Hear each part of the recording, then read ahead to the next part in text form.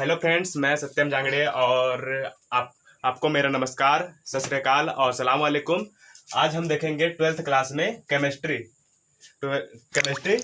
और ये जिसमें हम इसका दूसरा भाग लिया है। पहला वीडियो बन चुका है जिसमें हमने ठोस क्या है उसके बारे में पढ़ा था और अक्रिस्टलीय ठोस क्रिस्टलीय ठोस क्या है। तो उसे मैं लिंक में दे दूंगा, उसे आप लिंक पे जाकर देख सकते हैं। तो अब हम पढ़ेंगे क्रिस्टल जालक। तो क्रिस्टल जालक किसे कहते हैं?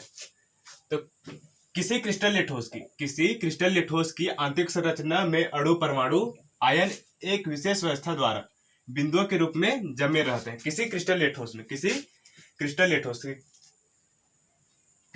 ठोस में आंतरिक संरचना में अणु परमाणु एक विशेष व्यवस्था द्वारा बिंदुओं के रूप में जमे रहते हैं। त्रिविम आकाश में अणु परमाणु या आयन की इस नियमित ज्यामितीय व्यवस्था को ही क्रिस्टल जालक कहते हैं। तो क्रिस्टल जालक किसे कहते हैं? तो इसे आप नोट कर लीजिएगा, वीडियो को पॉज करके आप इसे लिख भी सकते हैं। तो क्रिस्टल जालक ये हो गया। अब इसके बाद हम देखेंगे क्रिस्टल जालक के अभिलक्षण, जालक के सामान्य अभिलक्षण। तो क्रिस्टल में अवयवी कण को एक बिंदु द्वारा दर्शाया जाता है। तो क्रिस्टल में अवयवी कण को एक बिंदु द्वारा दर्शाया जाता है, एक बिंदु द्वारा। इसमें अवयवी कण में क्या क्या आता है? अणु परमाणु और आयन। अणु परमाणु व आयन। तो क्रिस्टल में अवयवी कण को एक बिंदु द्वारा दर्शाया जाता है, इसे बिंदु जालक कहते हैं और इसे बिंदु जालक कहते हैं। और दूसरा है इसका अभिलक्षण, प्रत्येक जालक बिंदु एक अवयवी कण को दर्शाता है। और जो ये जालक बिंदु है ये अवयवी कण को दर्शाता है, मतलब अणु परमाणु और आयन तीनों को दर्शाता है। तीसरा है जालक बिंदुओं को सीधे रेखा द्वारा जोड़ा जाता है। तो जो जालक बिंदु है, यहाँ जैसे जालक बिंदु है, इनको एक सीधी रेखा द्वारा जोड़ा जाता है। जालक बिंदु को एक सीधी रेखा द्वारा जोड़ा जाता है। हम देखेंगे एकक कोशिका या एकक सेल। तो एकक कोशिका या एकक सेल क्या है? तो जालक का वह सूक्ष्मतम भाग जिसके त्रिविम में बारंबार पुनरावृत्ति करने पर संपूर्ण क्रिस्टल जालक का निर्माण होता है, उसे हम एकक कोशिका या एकक सेल कहते हैं। तो किसी जालक का वह सूक्ष्मतम भाग जिसकी त्रिविम में बारंबार पुनरावृत्ति करने पर संपूर्ण क्रिस्टल जालक का निर्माण हो जाता है, उसे एकक कोशिका या एकक सेल कहते हैं। अब हम आगे देखेंगे एकक या इकाई सेल का प्रकार। अब एकक या इकाई सेल के प्रकार। तो अब एकक सेल या इकाई सेल कितने प्रकार के होते हैं, अब आगे देखते हैं। इकाई सेल के प्रकार। तो एकक या इकाई सेल दो प्रकार के होते हैं, आद्य या सरल घन्य, दूसरा है केंद्रित एकक कोशिका। तो पहला आद्य या सरल घन्य। तो आद्य या सरल घन्य में सिर्फ कोनों पर ही पाए जाते हैं। ये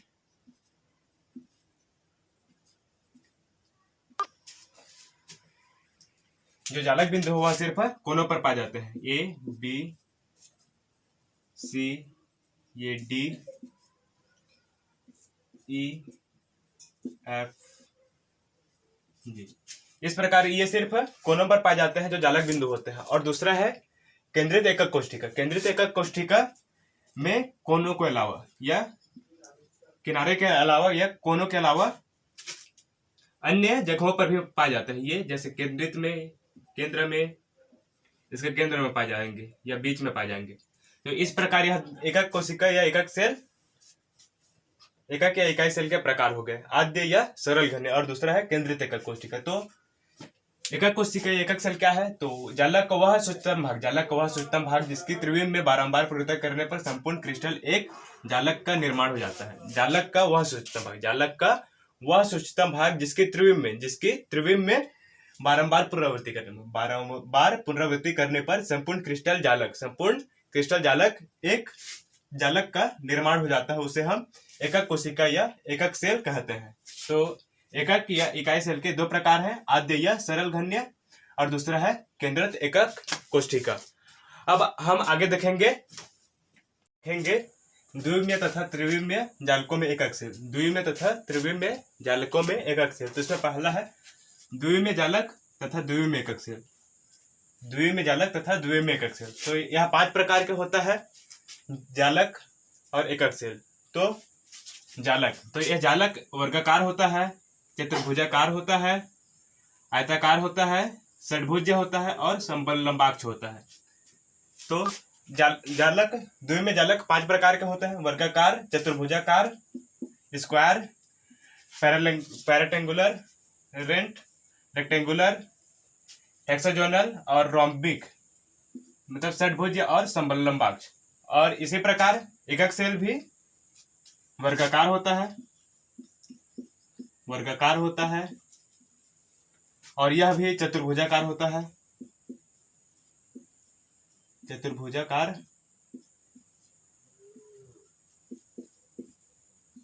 चतुर्भुजाकार होता है। यह आयताकार भी होता है और यह 60 डिग्री अंश का लंबाक्ष बनाता है। तो अब हम देखेंगे इसके बाद त्रिविमीय जालक।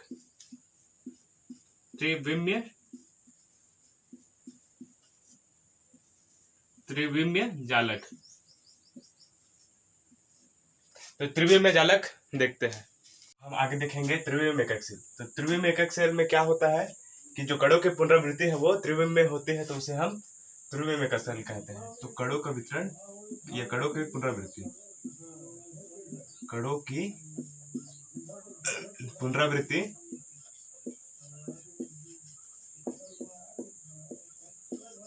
कणों की पुनरावृत्ति त्रिविमीय होती है, त्रिविमीय होती है।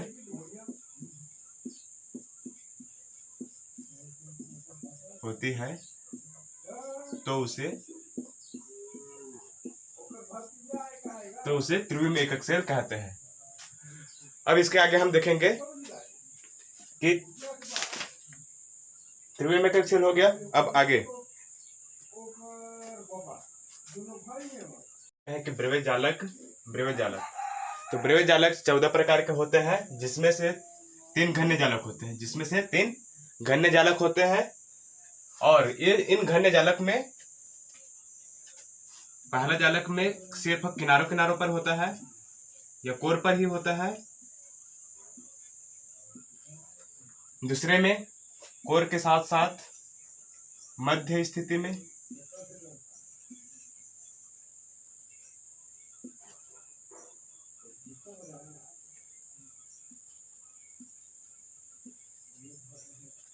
और तीसरा है कि कोर के साथ साथ मध्य स्थिति और केंद्र स्थिति दोनों ओर।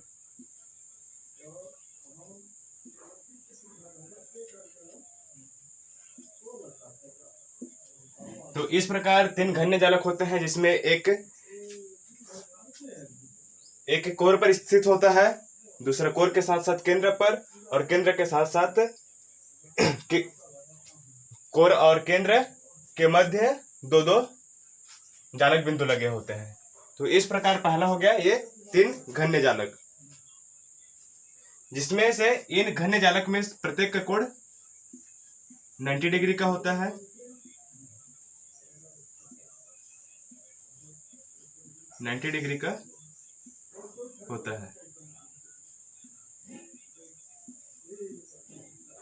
इसी प्रकार प्रत्येक में 90 डिग्री,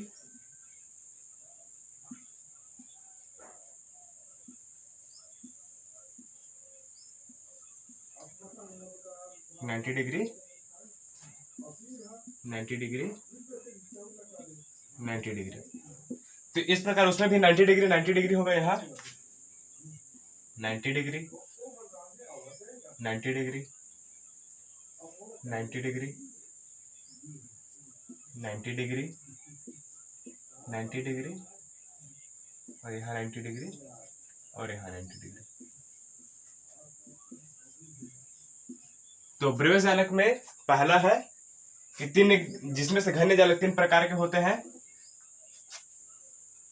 एक घन्य जालक, घन्य या घन्य जालक जो सिंपल होते हैं। इस प्रकार हम प्रवेश जालक में पहला देखते हैं 3 घन्य जालक, तो ये तीनों प्रकार के घन्य जालक हैं। अब दूसरा हम देखेंगे द्विसमलंबाक्ष। द्विसमलंबाक्ष तो द्विसमलंबाक्ष है में कैसा होता है अब आगे देखते हैं हम। लंबाक्ष 2 प्रकार के होते हैं। तो द्विसमलंबाक्ष में एक जोड़ी भुजा से दूसरी जोड़ी भुजा लंबी होती है और इसमें भी प्रत्येक कोण 90 अंश का होता है। 90 अंश का होता है।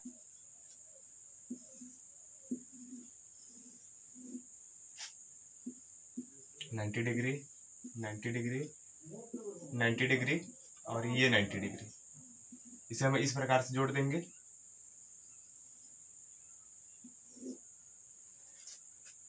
तो पहला वाला में यहां सिर्फ कोर पर स्थित होगा जालक बिंदु,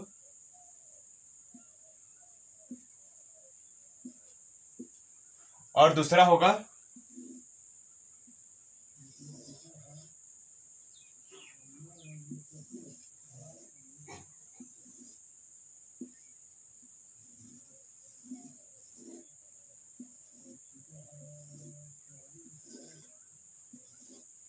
ये जो कोर के साथ साथ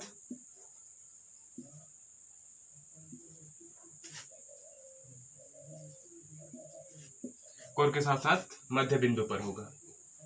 तो इस प्रकार बृहद जालक में द्विसमलंबाक्ष 2 प्रकार के होते हैं। पहला है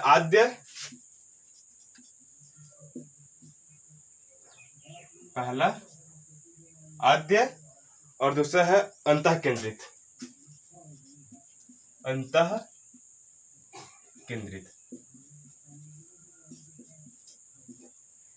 तो अब हम तीसरा देखेंगे 4 विषमलंबाक्ष जालक।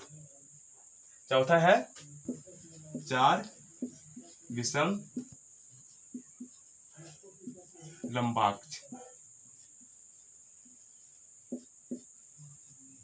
4 विषमलंबाक्ष जालक। तो अब हम आगे देखेंगे 4 विषमलंबाक्ष जालक। हम देखेंगे 4 विषमलंबाक्ष जालक। तो 4 विषमलंबाक्ष जालक तो जिसमें है पहला आद्य, जिसमें सिर्फ कोरों पर ही जालक बिंदु पाए जाते हैं। और इसमें इसकी विशेषता यह है कि इसमें प्रत्येक जो भुजा का लंबाई है वो अलग अलग होंगे और प्रत्येक का 90 डिग्री ही होगा, एंगल 90 डिग्री होगा। तो आद्य में सिर्फ जालक बिंदुओं पर पाई जाएगी। दूसरा है अंतः केंद्रित ऊपरी वाले फलक और नीचे वाले फलक के ऊपरी सिरे पर मध्य बिंदु पर पाया जाएगा या केंद्र में पाया जाएगा। और तीसरा है अंतः केंद्रित, जिसमें कोरों पर पाए जाएंगे और केंद्र पर पाए जाएंगे जालक बिंदु केंद्र पर पाए जाएंगे। और चौथा है फलक केंद्रित। तो फलक केंद्रित यहां ऐसे करके हो जाएंगे, जुड़ जाएंगे। तो यहाँ फलक के आमने सामने, इस फलक के आमने सामने, इस फलक के आमने सामने, इस फलक के सामने और इस फलक के सामने। तो इस प्रकार फलक केंद्रित बन जाएगा। तो फलक केंद्रित और यहाँ कोर पर भी जालक बिंदु बनेंगे। तो इस प्रकार हम देखते हैं कि ब्रेवेज जालक में 4 विषमलंबाक्ष जालक में चार विषमलंबाक्ष बनते हैं, जिसमें से आद्य, अंतः केंद्रित और फलक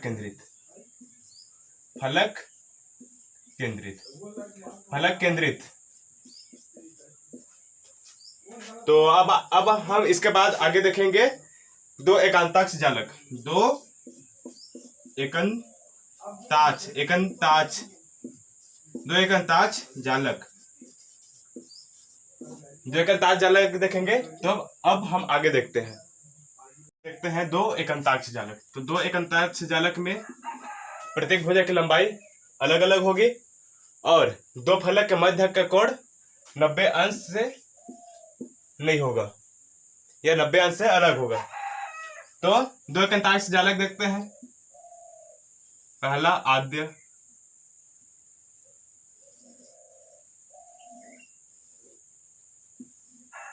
पहला आद्य,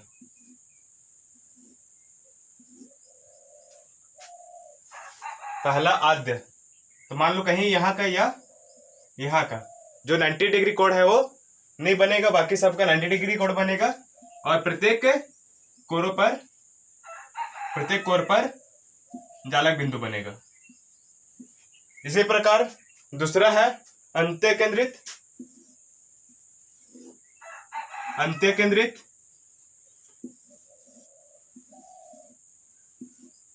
अंत्य केंद्रित तो अंत्य केंद्रित में क्या होगा कि यहाँ कोरों पर बनेगा जालक बिंदु और मध्य पर। तो इस प्रकार दो एकांतक जालक दो प्रकार के होते हैं। पहला आद्य और दूसरा है अंत्य केंद्रित। अंत्य केंद्रित। तो ब्रह्म जालक में चौथा था हमारा दो एकांताक्ष जालक, जिसमें से आद्य जालक और दूसरा है अंत्य केंद्रित। तो